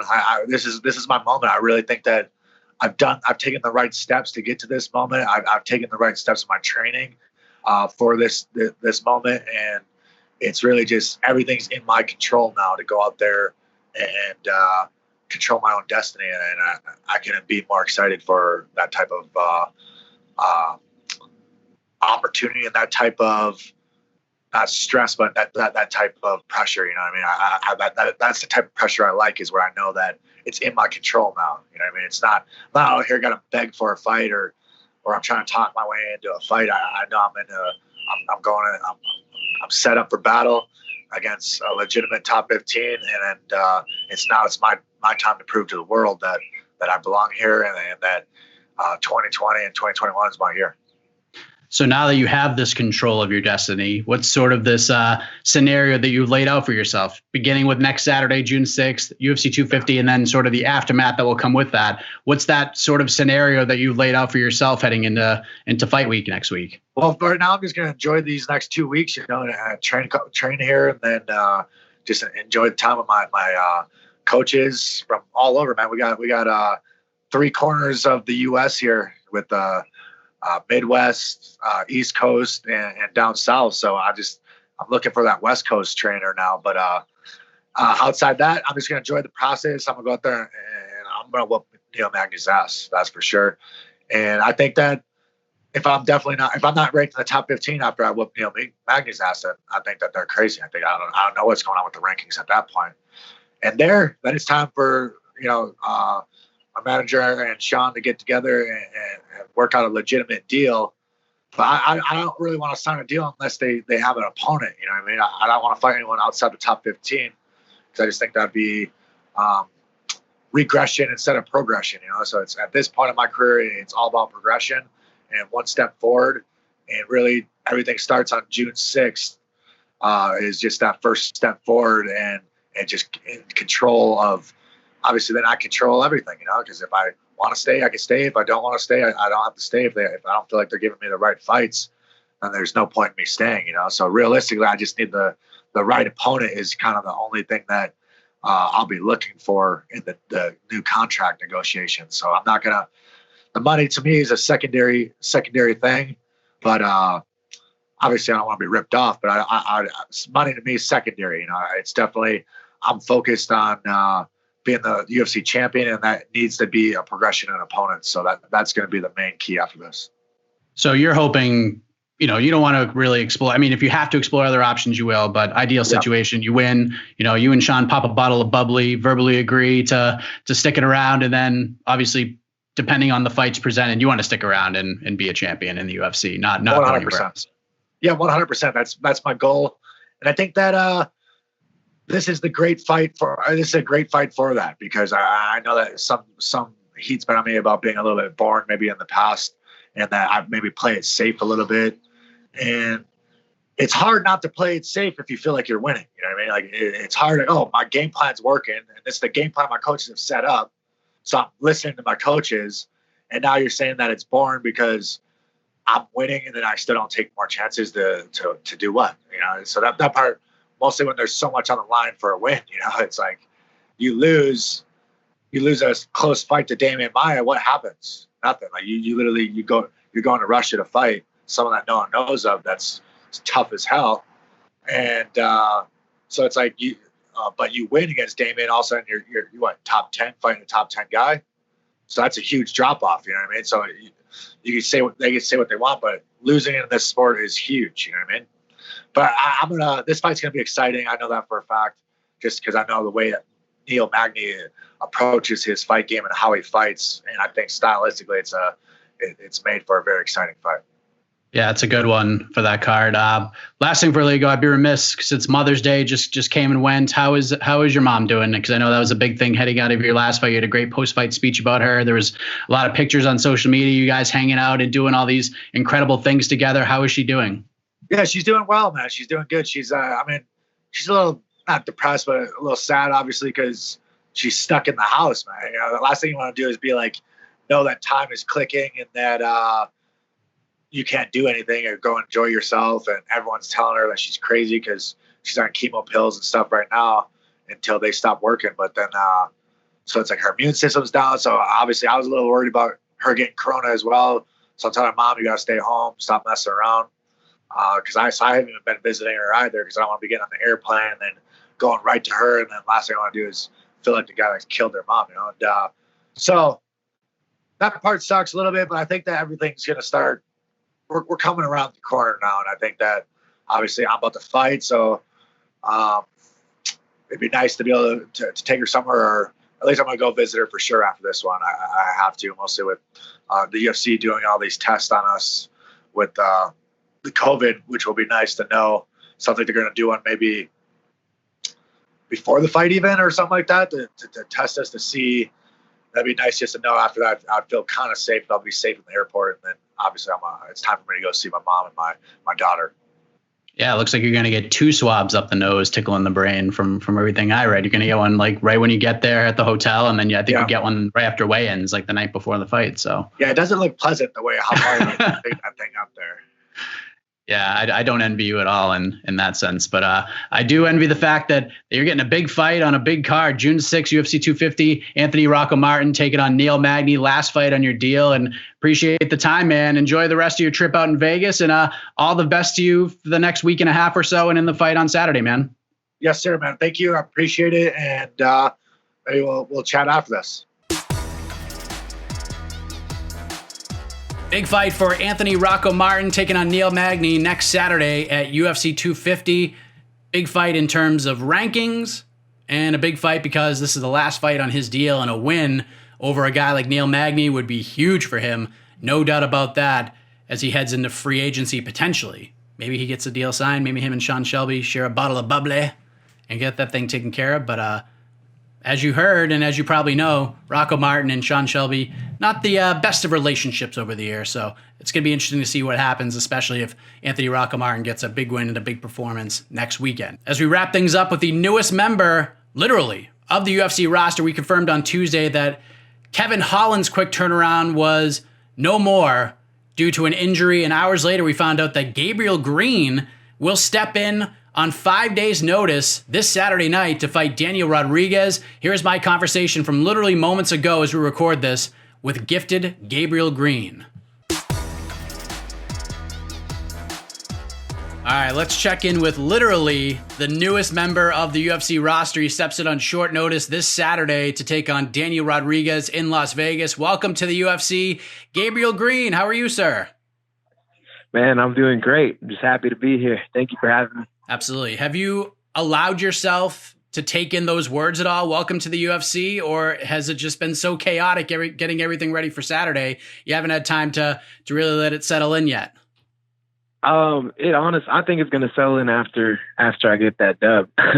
It's everything's moving pretty fast, and they got me moving around. I had a bunch of medicals to get done. Got all those done yesterday. I was moving around a lot. Just, because it was super last minute. They hit me up at 4 in the morning. My coach called me. He's like, we're going. So then we all jumped in a car, drove straight to Vegas, and had a bunch of work to do.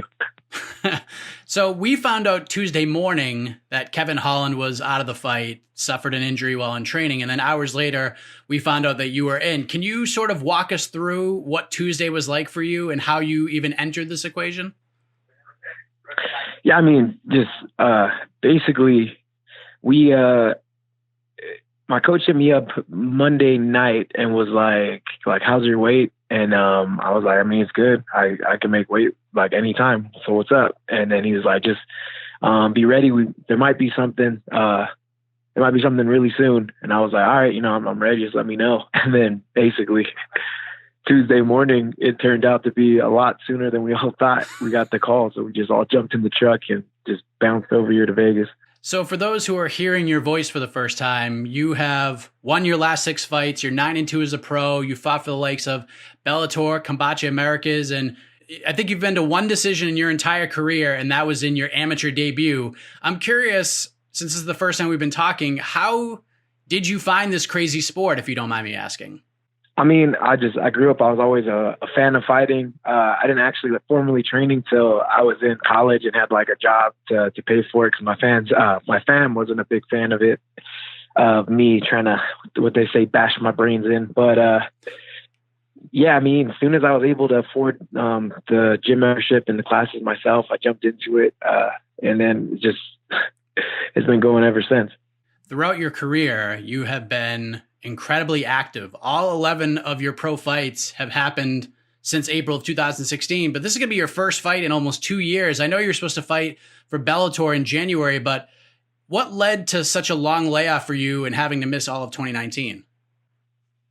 So in the last fight that I competed in, I broke my hand winning that championship belt. So I had to go to the doctors and get x-rays and all that stuff. And while I was in there, my shoulder had been bugging me for a very long time. And I was like, I'm one of those people who don't go to the doctor so much. So I was in there. I was like, you know what, you mind checking out the shoulder, making sure it's all right. And then they did some tests, and it turns out it was a lot more messed up than I could even imagine. So I had to get a shoulder surgery. So I was on a wait list for that for a long time. And then once I got that shoulder surgery, I had to do a bunch of rehab and make sure it was all good to go. And then, then as soon as I was good to go and I got the green light to start training and practicing again and competing again, I had to pull out of that January fight because of another injury mishap during practice.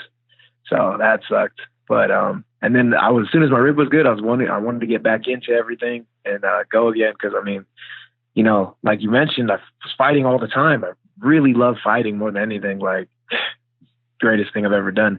So I just like, you know, going out there and putting on a show for people, and I want to do it all the time. But yeah, unfortunately, I had to take some breaks from it, and I was trying to jump back into it, and then Corona happened, and then like I had to take another little pause from it. But then now I got this opportunity because of Corona, probably, like, most likely, you know, and just kind of happy that Corona happened, I guess. How long do you think you were fighting with that shoulder injury? Honestly, it was probably, I used to play football in high school, and I messed up both of my shoulders pretty bad, and I'm pretty sure it's just from that. And I just, like, my entire fight career, I was fighting with it. But I saw the progression of my left shoulder, just like every, like, month of training, just like it just felt a little more off, until, like, at the end, when I was going to do fights, I was really, like, just not even using my left arm in practices. We were saving it for fights, like just trying to keep it as good as possible for the actual competition. So you see, like, in baseball, you see pitchers out for a year, 18 months, and they get, like, Tommy John surgery, and they think it's, like, the worst thing in the world. And then when they come back, they feel and they perform better than ever. Do you feel better than you've ever felt in your career now that you've had your shoulder all fixed up and gotten through those injuries? It's dramatic. I have more pop in my left shoulder than I've ever had, like, since I've started fighting. It's ridiculous. It's like I actually have two arms now. It's gonna be awesome. I know you were healing up and everything, and that was the thing at the top of the list that you needed to take care of. But has it been sort of bizarre and strange mentally for you to go so long without a fight? I think this is the longest layoff you've had. I think the longest layoff you've had in your career is like 4 or 5 months or something like that. Yeah, no, this was super bizarre. Like, it's, cause I mean, I honestly, like, love fighting. It's, and then, like, you know, I'm still around the gym when I'm injured, and it seems like, imagine, like, you know, you was with a girl, and then you guys had, like, you guys decided to take a break, but you still see her around town all the time, and you're just like, like, I remember when I used to do that, or, you know, that's basically what it felt like. So it's just like a longing to be back. I'm so happy that I have this opportunity to fight again more than anything. I mean, it's super dope that it's with the UFC, like that. Take that all day. It's, you know, the top of the top right now. So that's where I want to be. But yeah, I'm just happy to fight in general. You mentioned your family wasn't overly thrilled with you getting into fighting, and, you know, like you said, having your head busted. How have they reacted to the news that all this work, all this time you put into something that maybe they weren't too sure about early on, you've reached sort of the pinnacle in fight sports in terms of making the promotion that is the number one in the world? How have they reacted to it? They're super excited. Like, when I got that phone call, I told my parents, when I walked into the room, I woke them up. I was like, I'm going to the UFC, and they were just like, they were wilding out just like me. It was pretty awesome. They're honestly, they weren't a really big fan of it at the beginning, but then, you know, they saw me go through my amateur career, and I was doing really good, and they saw me go pro, and I was doing really good, and they just, like, you know what, they're like, they really wanted me to be a doctor. So they're just like, I mean, you're not a doctor, but at least you're doing what you love and you're good at it. So they're proud of me, and they back me up 100%. That's awesome. How relieving was that for you, knowing that you had their blessing after all this time? We grew up in a family that's super tight knit, really family oriented. So to have my family backing me up, it's pretty amazing. It is a little weird that they're not here with me though, because usually they're, you know, I'm a pretty good ticket seller, and I have usually a whole bunch of people that are going to be, you know, at the fight cheering me on and stuff like that. So not having them there is going to be a little weird, but I think I'm gonna do all right still. You're gonna fight Daniel Rodriguez, and it's super short notice, so the opponent almost doesn't even matter at this point, I assume. But, you know, what are these next couple of days going to be like for you in terms of preparing for Daniel? Will you even have time to prepare for the fighter himself? I mean, like we checked out some videos. We saw what he does. I was actually supposed to fight him back in 2018. I was scheduled to fight him after I won that belt, but I broke my hand in the fight, and then it turned out my shoulder was a lot more messed up than I thought it was, so I had to pull out of that one. So we had already kind of looked at him a while back. I mean, he's progressed as a fighter a little bit, but, you know, still just happy to have the opportunity to fight in the first place. So we take anyone on at this point. It's cool that it's Daniel because we already, you know, are a little more familiar with him than anything. Almost kind of perfect. So, but more than anything, we're just making sure that I'm sharp instead of worrying about the opponent exactly. You mentioned sort of the chaotic part of all this, you know, coming back from the injuries and being in the middle of a global pandemic. But from like a preparation standpoint, is it nice to just sort of just get right into this thing? Like get in the truck, go to Vegas, medical test, hit the scale, go fight. You know what I mean? Yeah, I mean, there is some kind of perks to it. It does feel kind of nice. There's like, you know, I'm someone who works out a lot in general. And I think I go into fights almost overtrained sometimes. So, you know, like the fact that a pandemic was going on. So I'm training a little less than I normally do just because I don't have access to a whole bunch of stuff. So I think by like default, it's almost impossible for me to be overtrained for this fight, which is a good thing, you know. And then it definitely feels good, you know, like just to go out there and not really have to, you know, worry about anything, you know, mentally going to anything. It's just like, all right, we're going to go fight. I love to fight. So I'm just like, all right, cool. Let's skip all the other stuff and let's just get straight to fight week. Do you feel like you're essentially playing with house money right now, that there's very little pressure on you? Yeah. I mean, like I said, I'm just happy to be here more than anything. I just want to fight. How about the empty arena stuff? Are you looking forward to competing there? How's that going to feel? Have you had a chance to sort of visualize what that might look like? You know what? From what I've seen on the other fights that happened, you know, the previous weekends, I kind of like that there's no crowd. I like how it sounds and it looks like on television. I like that it's real quiet because that's more like what the gym is in anyways, you know, like we're in there just like a small amount of people just doing our thing. So I feel like that's actually a good thing. So how do you get this done on Saturday? What can fans expect from gifted Gabriel Green when you step into the octagon for the first time this weekend? Expect fireworks. You know, I go out there, I do my thing. I only been the distance one time, and it was the worst feeling of my life standing there with my hand down, you know, waiting to see if it was going to get raised or not. It's a lot better feeling when you know, like, your hand's going to get raised. So after that, I was like, you know, forget this. I'm going to get my hand raised every time. Or I'm going to know my hand's going to be raised every time. I ain't going to no decision. Judges can kind of just, you know, take a break, take a water break, bathroom break, whatever. Because it definitely ain't going the distance. I don't know if it's going to be a knockout. I don't know if it's going to be a sub. I just know it's not going all the way. There you have it, Gabriel Green wrapping up a crazy packed edition of What the Heck on MMAfighting.com. A lot going on in the world of MMA, and the UFC returns after a brief hiatus, 1 whole week, this Saturday at the UFC Apex, headlined by Tyron Woodley versus Gilbert Burns. Big fight at 170 pounds, and I'm looking forward to that fight and the entire event. I know it's not the sexiest fight card on paper, but there's some really interesting matchups on this card. A lot of 50-50 fights. So that makes things very interesting from a fan perspective. And for those of you who go to the betting windows, the virtual betting windows, get some tough decisions ahead of you, I assume. But again, keep it locked to MMAfighting.com. Subscribe all around for the great programming, weigh-in shows, preview, post-fight shows. And I would be remiss if I didn't give a big shout out to the legendary Pete Carroll, who unfortunately is no longer with us. And man, just one of the very best in the sport, not just in Europe, but in the entire sport. And it was an honor and a pleasure to work with him, even for just a couple of months. And as I told him privately a couple of weeks ago, I will make sure that Pete Carroll is a part of this program and other programs that we do, because there will be other programs.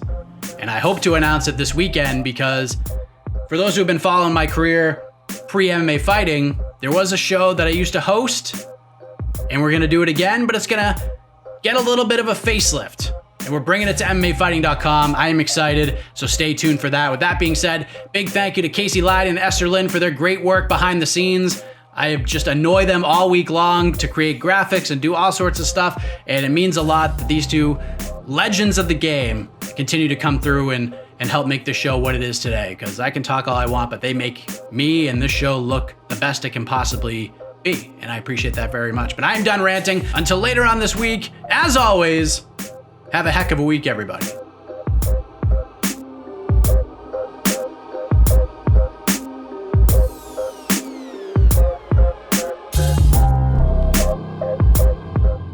You're listening to the Vox Media Podcast Network.